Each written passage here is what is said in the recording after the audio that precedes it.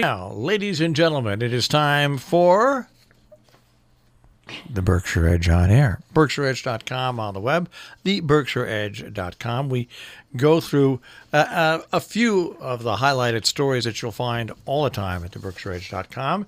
Let's bring in Marcy and Dave. Good morning. Good morning. Good morning. Good morning. We're here. That's good. Well, More or less. our lead story, by the way, is interesting. You're talking about speeders. We're talking about highways that don't work.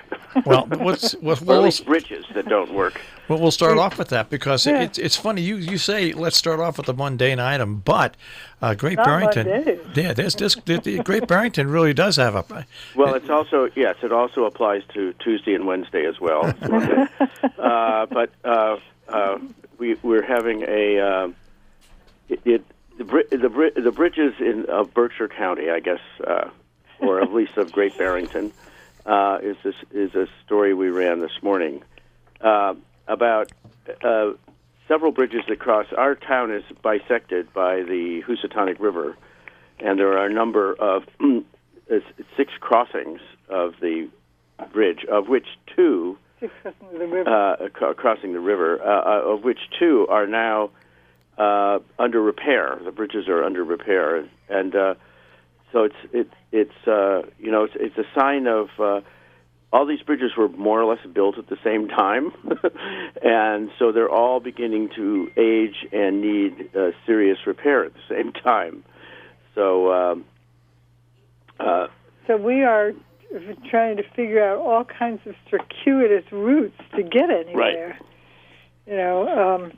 The major route that takes us to the bridge that takes us to Route 7 is out, and we've got workarounds depending on which direction we want to go. But and everybody in town is doing this. But the worst thing is that these are not state bridges; these are local bridges, which means that the repair has to come out of the Great Barrington coffers.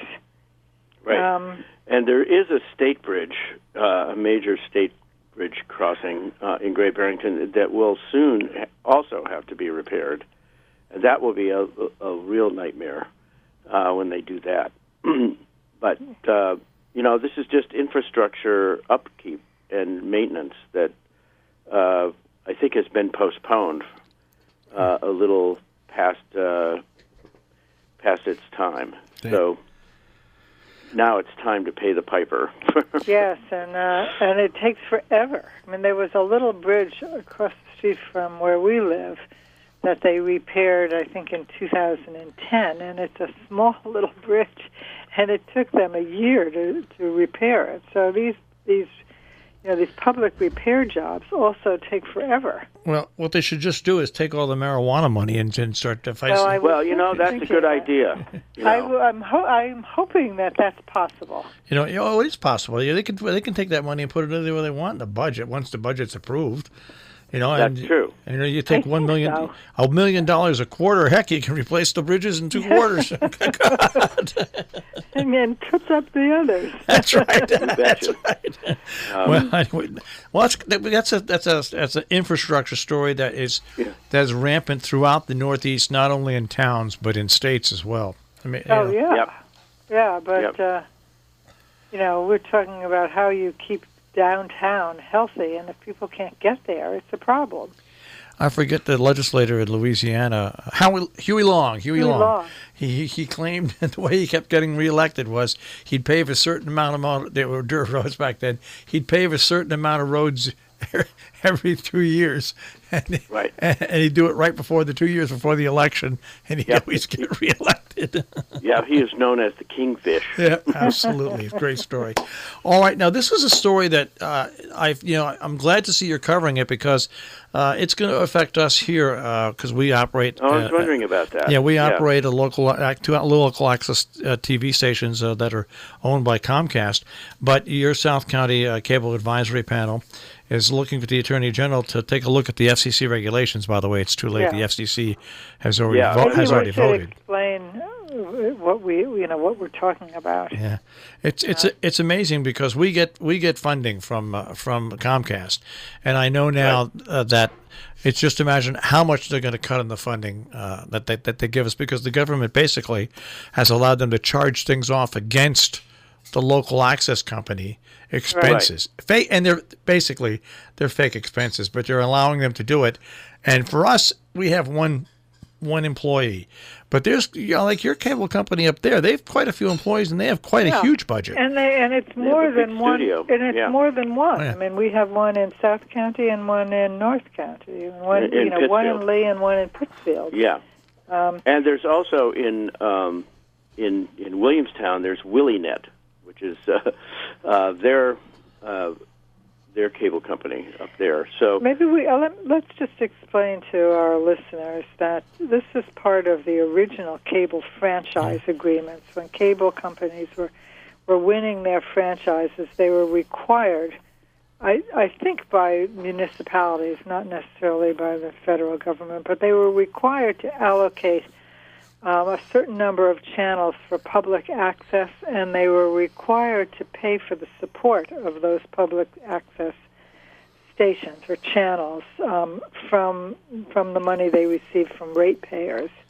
So these are the local town municipal access channels that have been in existence since we've had cable. And now the the FCC has decided that the cable companies can charge back to the public access companies all the costs of operating those that they're now giving to the public access. And as someone who's got inside knowledge on this, the cable companies do not pay a dime to the local access companies.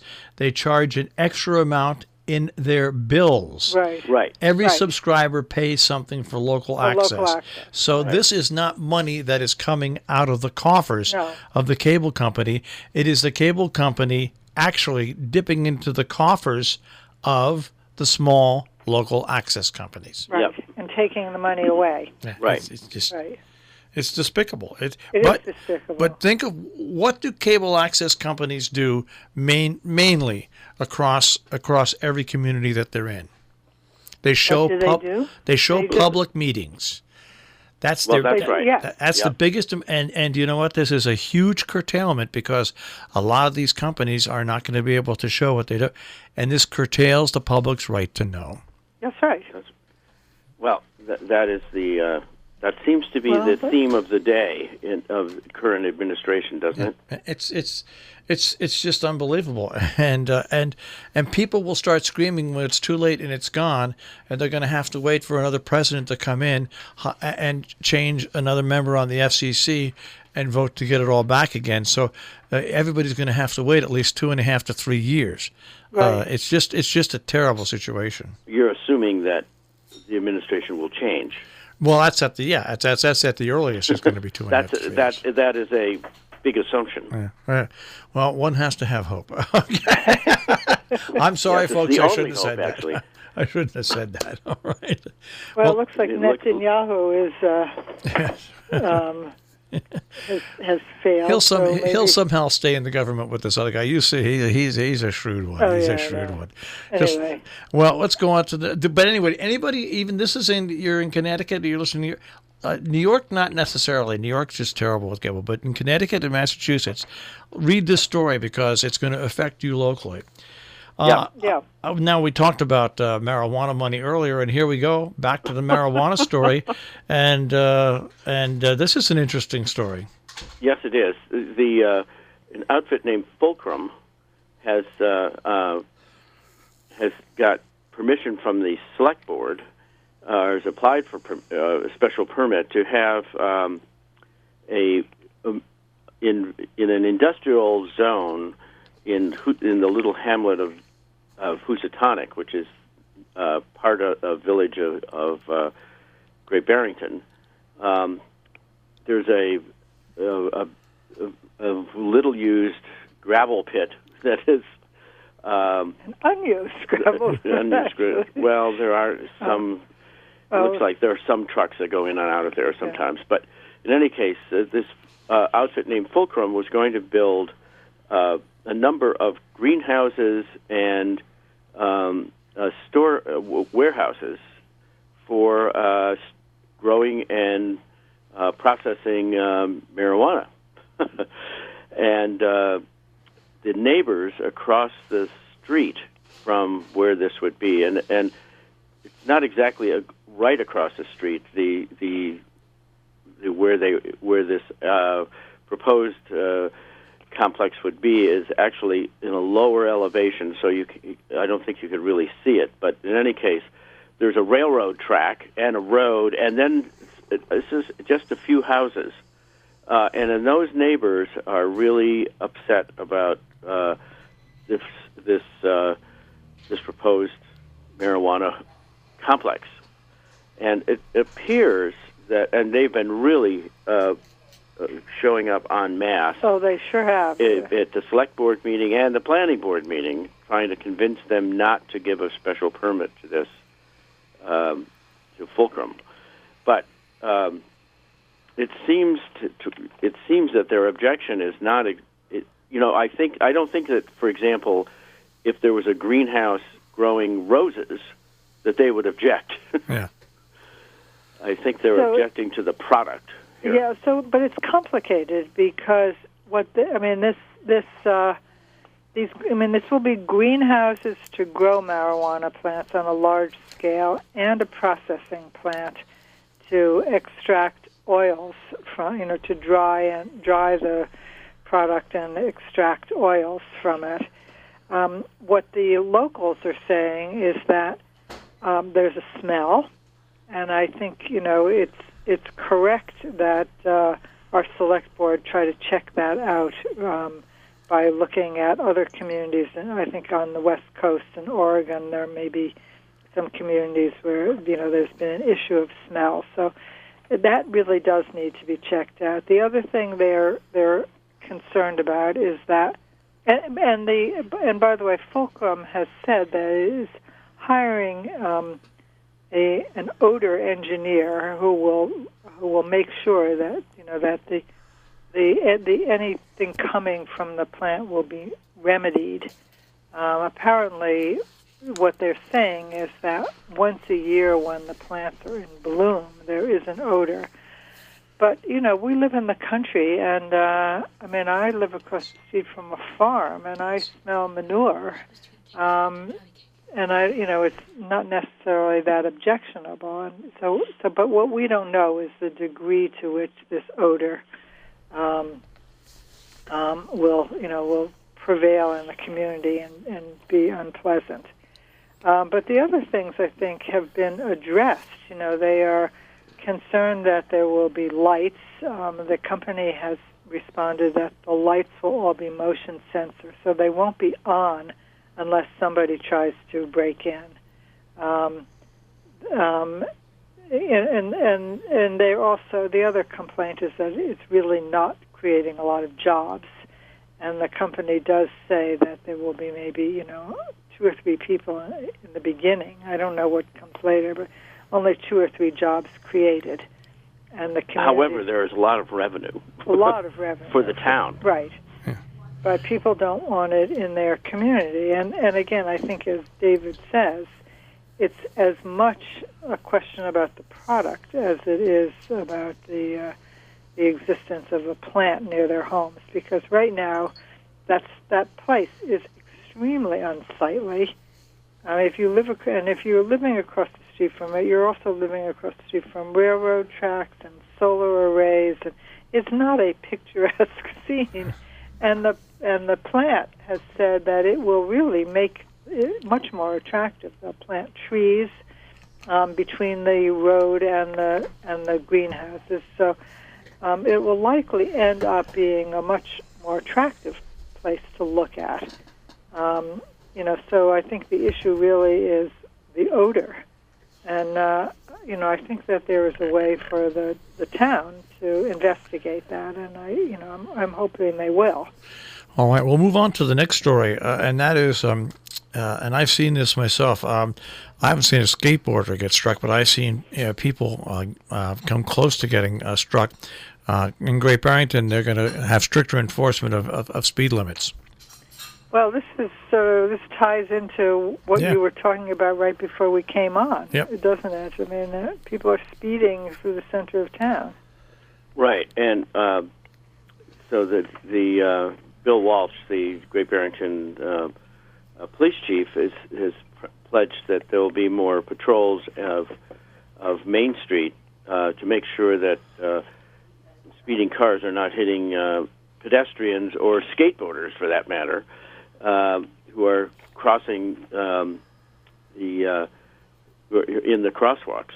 I mean, it is sort of a speedway. You know, a few years ago, they enlarged the downtown corridor, but it's also making it from 3 lanes to 4 lanes, and so now it's a little bit more tempting for drivers to kind of zoom up and down.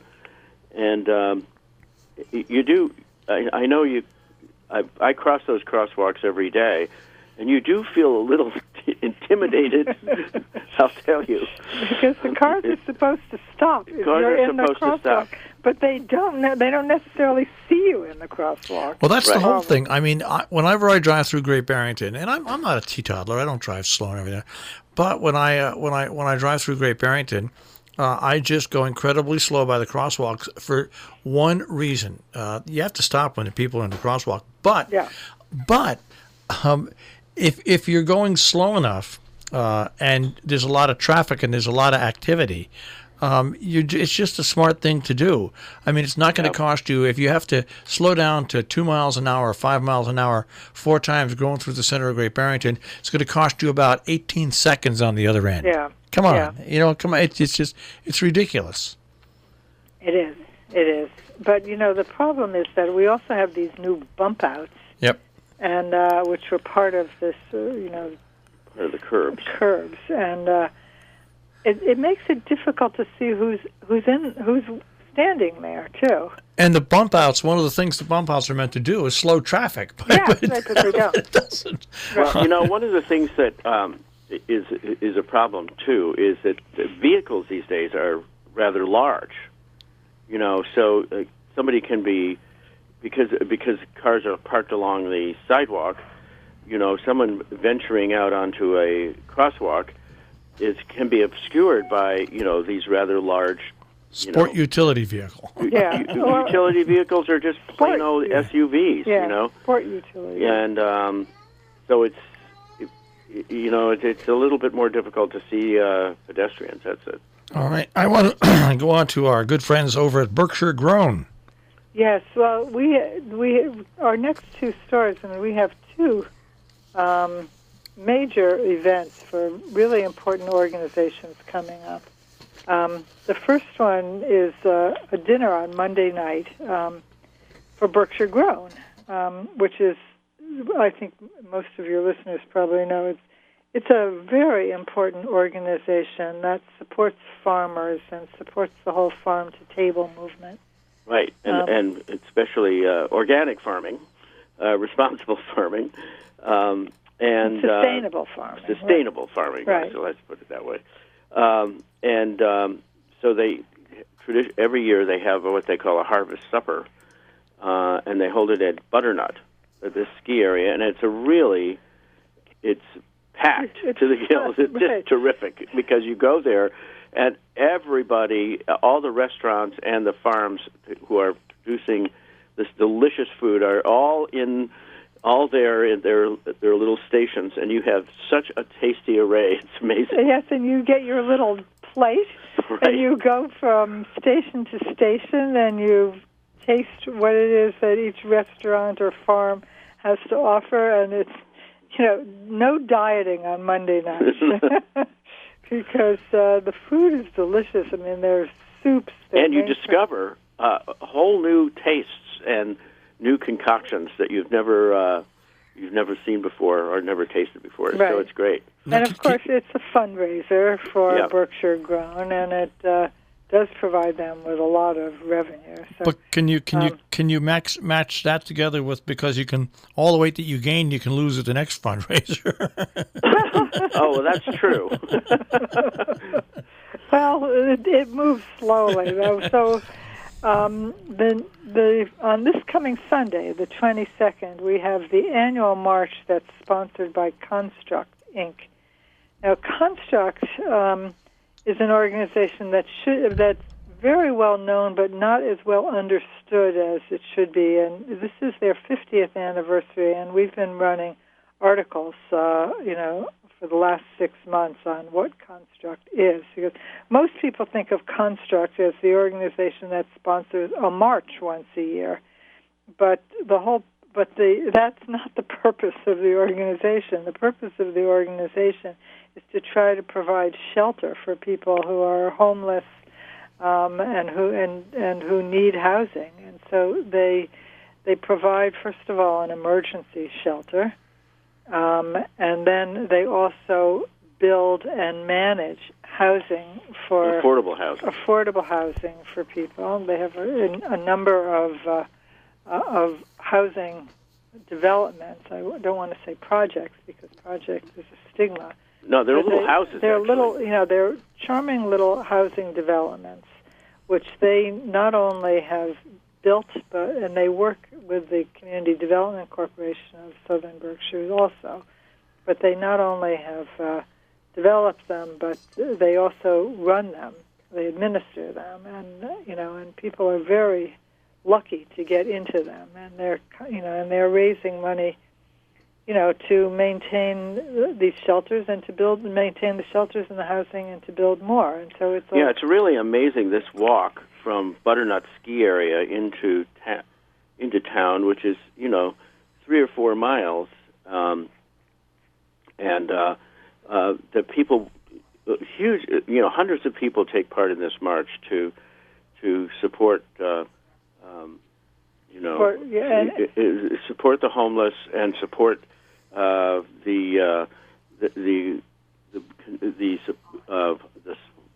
affordable housing for people. And Construct is 50 years old this year, and it's such a wonderful organization. Right, and it's very interesting about the sort of the fundraising scene. David has to go now. He has to take. Well, we have to go now too because we're out of time. Oh, okay. All right. Well, then we're out of stories. So how perfect was that? Well, we're not out of stories. We're out of the stories we suggested we just talk about. But there are many other stories online at the Berkshire can be read Edge on our site. That's right, the BerkshireEdge.com. Right. All right, guys, have fun and get those kids to school, David. Yep. Bye. Good luck. Thanks. That is this morning's Berkshire Edge on air, the BerkshireEdge.com.